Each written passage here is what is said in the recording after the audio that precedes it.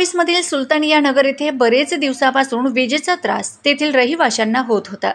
याची दखल घेत या प्रभाग 19 मधील सामाजिक कार्यकर्ते जुनेद पठाण यांनी तात्काळ महावितरण कंपनीच्या अधिकाऱ्यांशी पाठपुरावा करीत अखेर यश संपादन केलंय व नवीन डीपी बसवून घेतली।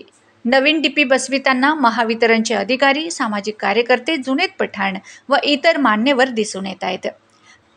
नवीन डीपी बसविल्याने प्रभाग 19 मधील रहिवाशांनी जुनेद पठाण यांचे व महावितरण कंपनीचे आभार व्यक्त केलेत।